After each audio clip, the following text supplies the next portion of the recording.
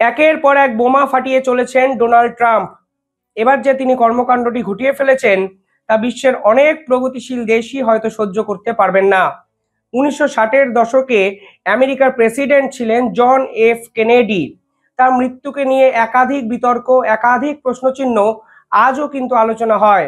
এবার Donald Trump John F কেনেডির মৃত্যু হওয়ার পিছনে যে ফাইল, যে অন্তর্তদন্ত, সেই ফাইলটিকে খুলে ফেলেছেন। সে ফাইলে যে তথ্য আমাদের সামনে এসেছে তা নিঃসন্দেহে বিস্ফোরক বললেও হয়তো কম বলা হয়। সে ফাইলে কি লেখা আছে? সে ফাইলে বলা হয়েছে সিআইএ নাকি সে সময় কোভিড অপারেশন চালাতো একের পর এক দেশে, এবং এর জন্য তারা নাকি লুকিয়ে পৃথিবীর বহু শহরে সিক্রেট বেস তৈরি করে রেখেছিল। ভারতবর্ষেও সেই সিক্রেট বেস সিআইএর ছিল। উল্লেখযোগ্যভাবে সেই দুটো শহর তারা কিন্তু ঘোষণা করে দিয়েছে, একটি দিল্লি, একটি কলকাতা। অর্থাৎ 1960-এর দশকে বা এই পরবর্তী সময় থেকে আমেরিকা তাদের সিক্রেট বেস, যাকে ব্ল্যাক বেসও বলা হয়, সেই ঘাঁটি কিন্তু তৈরি করে ফেলেছিল আমাদের এই বাংলা কলকাতায়, এবং ভারতবর্ষের অন্য ঘাঁটিটি ছিল দিল্লিতে। এই 80,000 পাতার নথি সামনে আসার পর দেখা দিয়েছে একাধিক বিতর্ক। আমি সে সকল বিতর্ক আজকে দূরে সরিয়ে শুধু খবরে ফোকাস করছি। বিজনেস স্ট্যান্ডার্ড খবর করেছে JFK files reveal hidden site in Delhi and Kolkata. অর্থাৎ এই 80,000 পাতার নথি যার পরতে পরতে যে রহস্য লুকিয়ে আছে, সেই রহস্য কিন্তু ভারতকে নিয়েও আরো ঘনীভূত হবে ভবিষ্যতে। দেখুন, একটা অথেন্টিক লিস্ট আমি আপনাদের দেখাই। সেখানে দেখবেন ইউরোপের একাধিক দেশ, যেমন বার্সেলোনা, মাদ্রিদ, লন্ডন, এমনকি আফ্রিকার বিভিন্ন ছোট ছোট শহরকেও কিন্তু এই সিআইএরা টার্গেট করেছিল। তবে আমাদের মূল আলোচনা কেন্দ্রবিন্দুতে এশিয়া মহাদেশের টার্গেট পয়েন্টগুলো। দেখুন, শ্রীলঙ্কার রাজধানী কলম্বো, রাওয়ালপিন্ডি, ইরানের তেহরান, ইস্তাম্বুল, দিল্লি, কলকাতা, অর্থাৎ প্রত্যেকটি জায়গার ক্যাপিটালকে কিন্তু টার্গেট করেছিল সিআইএ। এবং প্রত্যেকটি দেশের নিজস্ব ইন্টেলিজেন্স সংস্থা থাকা সত্ত্বেও সিআইএ যেভাবে এই ধরনের সিক্রেট অপারেশন চালিয়েছে দিনের পর দিন, সেটাই তো সকলকে চমকে দেওয়ার মতো। অনেকে ভাবতে পারেন যে তো পাকিস্তানের রাজধানী ইসলামাবাদ, কিন্তু ইসলামাবাদকে কেন এই সিআইএ নিজস্ব লিস্টিং এ রাখেনি? কারণ সে সময় রাওয়ালপিন্ডিটা কিন্তু আজকের দিনে দাঁড়িয়েও পাকিস্তান সেনাবাহিনীর বেস ক্যাম্প, হেডকোয়ার্টার। এবং যদিও খাতায় কলমে মানে ইসলামাবাদ ক্যাপিটাল, রাজধানী হোক, পাকিস্তানের কিন্তু মেন বহু কাজই কিন্তু রাওয়ালপিন্ডি থেকে আজও হয়। ফলে এই পার্টিকুলার শহরগুলোকে টার্গেট করে তারা সেই সকল রাষ্ট্রের সরকারি নথির উপরে কিন্তু নজরদারি চালিয়েছিল। আমার তো দৃঢ়ভাবে বিশ্বাস আমি করি, যে সকল সরকার সে সময় চলেছে সেই সরকারের একাধিক লোকজনও হয়তো এই সিআইএর এজেন্ট হিসাবে ছিল, এবং পরবর্তীকালে হয়তো তাও প্রকাশ হবে। কারণ আপনার সরকারের পাশে কোনো একটা সিক্রেট বেস চলছে এবং আপনার সরকারকে দিনের পর দিন কড়া মার্কিং এ রেখেছে, আপনি আজকে বুঝতে পারলেন না। 1960 সালে দাঁড়িয়ে 2025-এ এসে এই রিপোর্ট প্রকাশ পাওয়া, নিঃসন্দেহে কিন্তু আপনি যে কতটা দুর্বল বা দুর্বল ছিলেন সেটাও কিন্তু আন্তর্জাতিক স্তরে ফের একবার প্রতিষ্ঠিত হলো। সে সময় অনেকেই ভাবতে পারেন বাংলাদেশে এই ধরনের কোনো ঘাঁটি কেন ছিল না, কারণ সে সময় বাংলাদেশের অস্তিত্বই ছিল না। এই লিস্ট কিন্তু হয়েছে 1960-এর পরবর্তী সময় এবং 1970-এর সামনের দিকের কিছু অংশ সময় হয়তো এই সিআইএ অপারেশন গুলো চালাতো।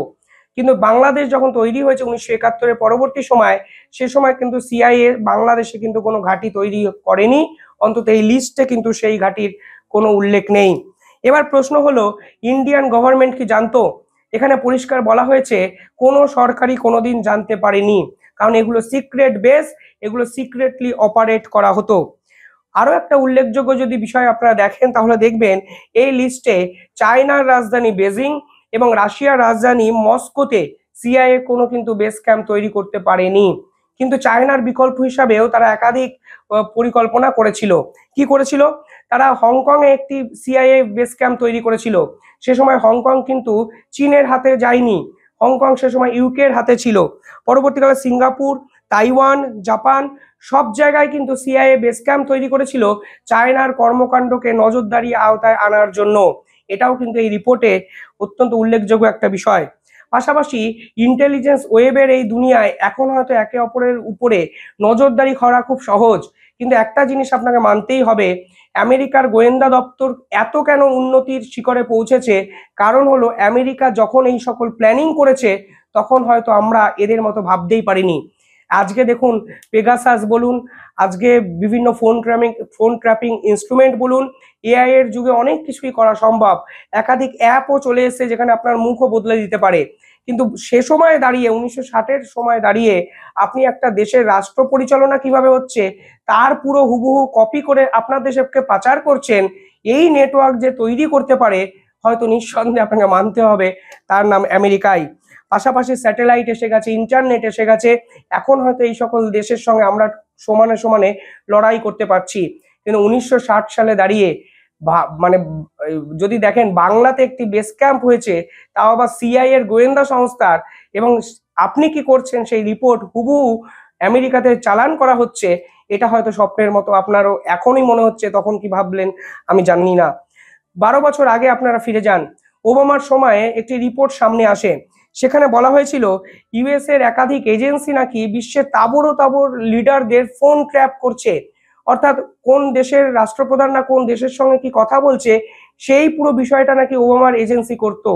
পরবর্তীকালে দ্য ওয়াল স্ট্রিট জার্নালে এই রিপোর্টকে বিরোধিতা করে একটি রিপোর্ট প্রকাশ করা হয়, সেখানে বলা হয় ওবামার এজেন্সি হয়তো করতো কিন্তু বারাক ওবামা এর বিষয়ে কিছুই জানতেন না, এটা অটোমেটিকলি এজেন্সির একটা রুটিন ওয়ার্কের মধ্যে হয়।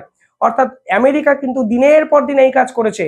আপনারা কিন্তু ভাববেন না জন এফ কেনেডি হয়তো তখন ছিল বলে এই কাজ হয়েছে, কিংবা বারাক ওবামা 12 বছর ছিল বলে তারা ফোন ট্র্যাপ করেছে।